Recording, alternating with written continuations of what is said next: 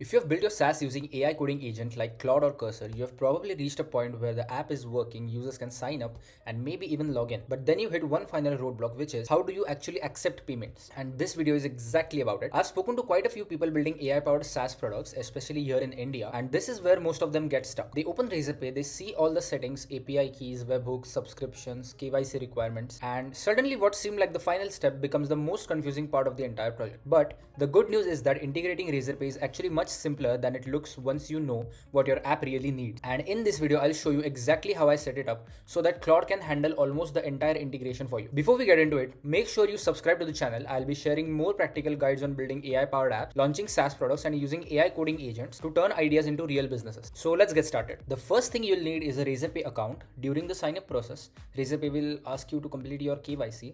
That's completely normal because they'll eventually be processing real payments on your behalf, right? You'll upload the required documents, wait for the verification to complete, and once your account is activated, you are ready to move on. Now, before we start integrating anything, there's one important concept you should understand. Razorpay has a test mode and a live mode, which you can toggle with this button here. Think of test mode as a sandbox where you can build and test your payment flow without using real money. Razorpay gives you a separate set of test API keys and you can use their test payment method to make sure everything in your application works correctly. No actual money is deducted and no real transactions take place in test mode.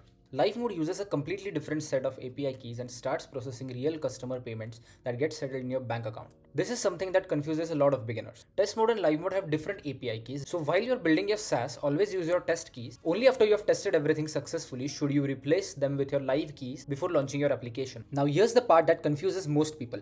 A lot of developers think they need to understand every single setting inside the Razorpay dashboard before they can integrate payments. But in reality, your application only needs a handful of things. Think of Razorpay like a payment processor sitting between your customers and your bank account. Your app doesn't need access to every feature Razorpay has to offer. It just needs enough information to communicate with it securely. For almost every SaaS application, there are only 4 things you will need. The first is your website inside Razorpay. This tells Razorpay which application these payments belong to. And here's exactly how you can add your website onto Razorpay. From your home screen, you must go to accounts and settings, and in accounts and settings you will find business website detail where you have to click and it will take you to the websites page. Now as you can see, I have already added my website over here, but generally if you're a first time user, you will be able to add your website from add a website button over here where you have to submit your website's link and answer a few questions for Razorpay, like whether you need to sign in to complete the payment and all, so that they can check on their end. And if everything is perfect, your website may be verified instantly, or it might take up to 48 hours, and Razorpay team might even make a phone call to you so that the Razorpay team can understand what's the exact business you are running. After you have added your website, the second and the most important part is your API key and API secret. You can think of these as the username and password your backend uses to talk to Razorpay securely. These should never be exposed on your front end and will let Claude place them in the correct environment variables. Remember that you will have one API key and one secret for the test mode and another completely different pair for the live mode. During development, use the test keys, and before going live, simply replace them with the live keys in your production environment, but make sure you will rotate your keys if you have made it public by entering it into Claude's chat window. Now let me show you exactly how you can create API keys. As you can see, I already have an API key and an API secret over here, but if you are new and have not created it yet, you'll get an option here to create an API key, which if you click will open a pop-up where you have to enter your OTP, which Razorpay sends you on your registered mobile number.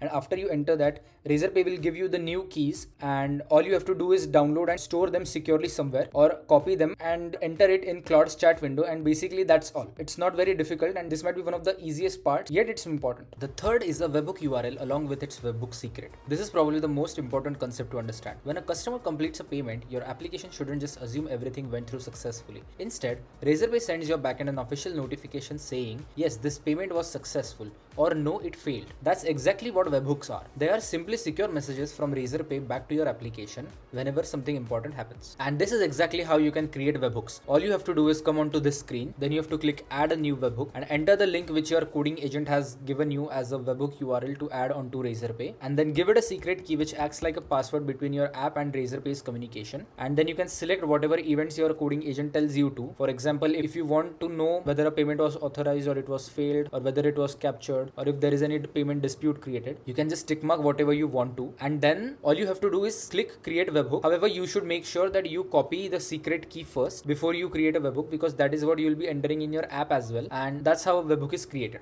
And finally, if you're building a subscription based SaaS, You'll also need a subscription ID. If you're only collecting one-time payments, you can safely skip this step for now, but if you're using subscriptions, there's one more small step inside Razorpay. You'll first create a plan which defines things like your pricing, billing cycle, and the currency. And once your plan is created, you'll create a subscription based on that plan. Razorpay will then generate a subscription ID that your application can use. And here's how you can do it. So all you need to do is go over here, click plus 10 more, and click subscriptions, and then you should click manage plans. And here you have to create a new plan. Now you can give this plan any desired name.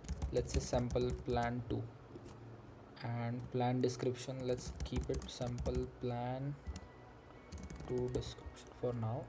And then you have to enter the billing frequency, which means how often your customers should be billed. So if you are planning a monthly subscription, you can keep it every 1 month, or else if you are offering a subscription on a yearly basis, then you can click year. For now, I'll be keeping it as month only. And here you should enter the billing amount which you will charge your customers. And then all you have to do is create plan. Now, once your plan is created, you can go back to subscriptions and then create a new subscription from here, and then select the plan which you created right now and enter its quantity over here. So if you enter 1, every month your customer will be charged 1000 rupees, as you can see, and if you enter any other number, likewise would be the multiple of 1000. So for now, let's keep it 1, and then you can set your desired date, or else if you want to start your subscription immediately, then you can just click over here, and total count is basically how many times you want to charge your customer. So if you want your subscription to last for, let's say, 12 months, then all you have to enter is 12, and if you want it for more than 12 months, let's say 2 years or even 3 years, likewise you can mention the number of months. So now I've set it for 36 months, meaning 3 years, and then I can click next. If you want to add on anything else, you can click here and create it over here. However, for now it's not really necessary, so I'll be skipping that part. And then you can put an expiry date also on your subscription,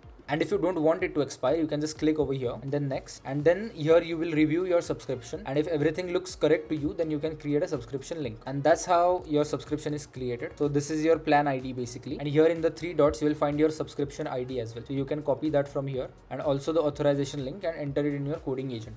So that's how you create a subscription, right? And that's it. Once you have collected these details, the API keys, the webhook secret, added your websites, and also copied your subscription IDs, the rest becomes surprisingly straightforward. I simply copy these values and add them to a prompt I give Claude, explain how I want payments to work inside my application, and let the coding agent generate the integration. The exact prompt that I give to Claude is linked in the description below, along with a sample implementation showing exactly how everything should look. Claude already understands the Razorpay SDK, the backend routes, payment verification, webhook handling, subscription handling, and the front-end checkout flow. Instead of writing all of that manually, you're simply giving it credentials it needs to connect everything together. Once you have tested everything successfully using test mode, make one final pass before launching, replace the test API keys with your live API keys, update your webhook configuration if needed, verify that payments are reaching your production backend, and then you are ready to start accepting real customer payments. Also, there's one important security tip before you deploy your application. If you have shared your API keys with Claude during the development, generate a fresh set of API keys afterward and replace the old ones in your production environment manually. It's a simple habit, but it's one that's worth following for every project you build. And that's really all there is to it. The biggest challenge isn't writing the integration, it's knowing which pieces of information your application actually needs from Razorpay. Once you understand those 4 things, along with the difference between the test mode and the live mode, the rest becomes much easier, especially when you're working with AI coding agents.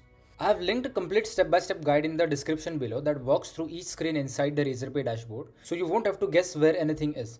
And if you get stuck at any point, something that doesn't work as expected, or you just need a little extra help, I have also left my email address in the description. Feel free to send me an email and I'll do my best to help you out. If you found this helpful, consider subscribing, because in the next videos, we'll continue building production-ready AI SaaS applications, from authentication and payments to deployment and everything in between. If you're struggling to create a full-stack web app, you might want to watch this video, which is showing on your screen right now. Thank you for watching.